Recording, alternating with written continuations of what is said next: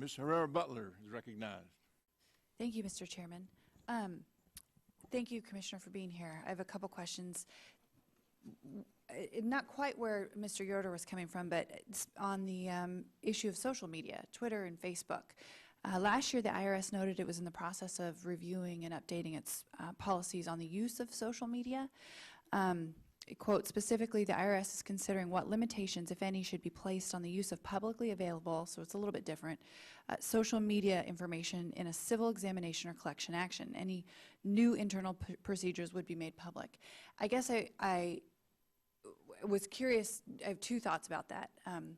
How you go about deciding who you're going to read up on, if you're going to go that route. You know, is it someone that you're trying to collect information about for a collection action, or is it that people you're looking at putting together part of your division that's going to specifically troll online spaces? What's your thought process going in this route?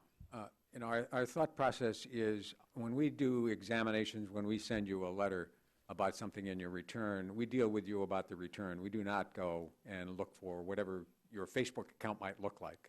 That doesn't seem to me efficient, effective, or appropriate.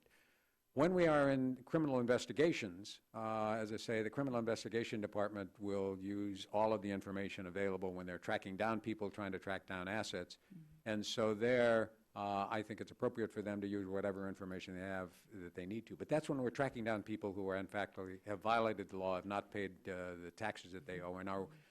One revenue agent made a good point to me in Philadelphia. He said, we have to distinguish between the willing to pay who have difficulties and the unwilling to pay. And the willing to pay who have difficulties haven't paid, but that's because they've got some problem in their family. We ought to deal with them as we try to with installment agreements or offers in compromise.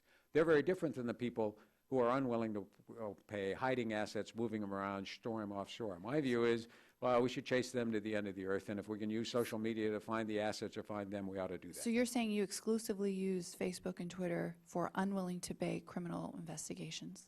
That's where I think it is appropriate and important. I don't know. So you're not using Facebook and Twitter for people who are not in criminal investigations? I do not know about that. I will find out the answer to that. I would love the answer to that. It's an important question, yeah. And I will be delighted to find out and share with you that answer. Please share it with the committee. We would all like to know that information. With, the chairman and everyone.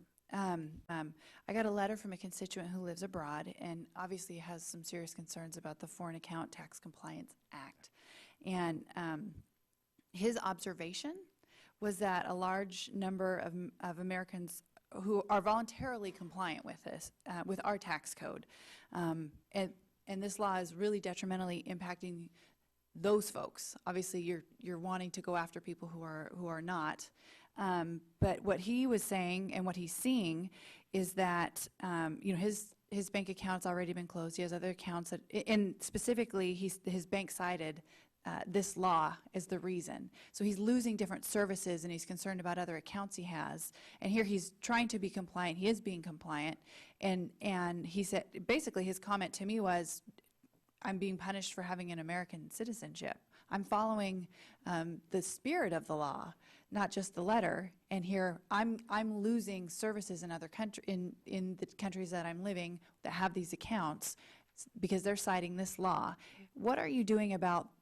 So you talked a little bit before about going after criminal investigations. What are you doing to make this easier on law-abiding citizens who are trying to comply, who are getting these, you know, we don't want them to have to disavow their American citizenship. I think that's exactly right. And one of the things we're looking at as we start to get the information is how to make sure that we impose as little burden as we can on the people you're talking about who have been compliant for some time.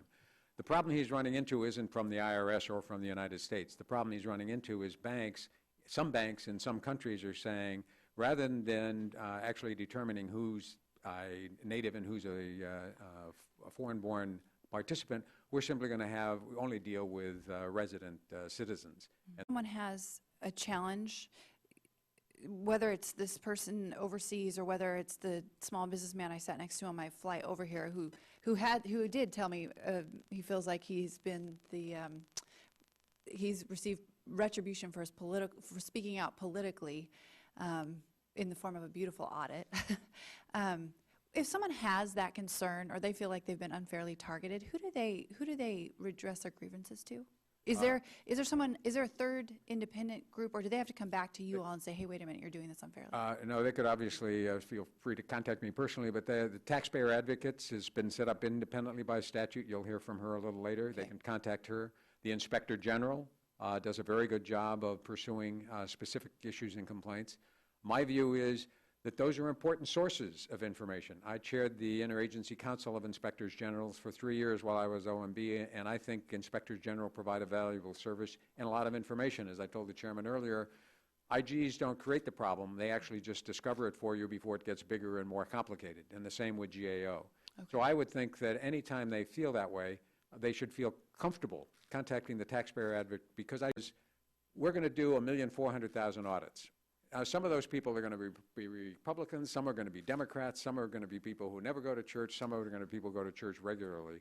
And what's important, and all we can do is continue to emphasize it and actually perform, is for those people to understand they're not getting that letter from the IRS because of, as I say, who they voted for, where they were last week at a symposium or a meeting. They're getting that letter because there's something in their return that we're asking information about. Well, let me to that point, we're going to have to just say, and I'll cut it off here, you're going to have to prove it to us, because they have received that letter because of political ideology before. It has happened. That's part of what this whole controversy was. So we look forward to you proving it to us as we move forward. With that, I yield back. It's intolerable for anybody to have it actually happen, and I think it's extremely corrosive to the tax system for people to think it might happen.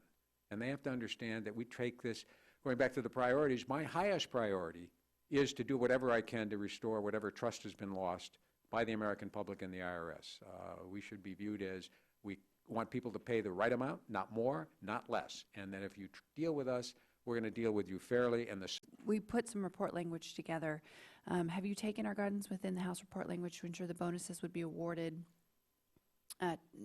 to those who actually show improved employee performance and productivity? That's there are performance awards. The pool is 1% of compensation. The performance judgments are made by managers, not by the employees themselves, obviously. And the history is that those awards have gone to about 2/3 of the employees, so 1/3 don't get any. The average size of those awards is about $1,200. So what I'm interested in understanding is not what I think if someone's eligible for an award because they've shown, based on their merit and their hard work, that they deserve it. I'm fine with that. Good. My issue is understanding. You said that the managers make the decision. So I assume you have, you've issued guidance whereby they can use, some kind of criteria to make this. Yes, and there are.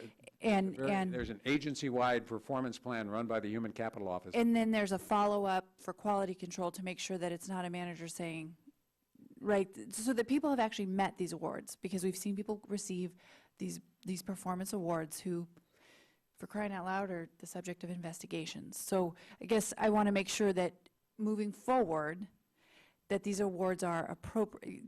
That's where my question is. I've asked that question myself to make sure that for managers as well as bargaining unit employees, when we pay a performance award, we need to be comfortable that the system is actually rewarding performance. Mm-hmm. Employees know who's performing and who's not, and if you're making awards to people who aren't performing, that's not good for morale either. So we have a very sophisticated system, and I think your point is well taken that we need to, and I've said the same thing, we need to evaluate it to make sure that we're comfortable that this just is Lake Wobegon and everybody's above average, that basically we need to be rewarding performance.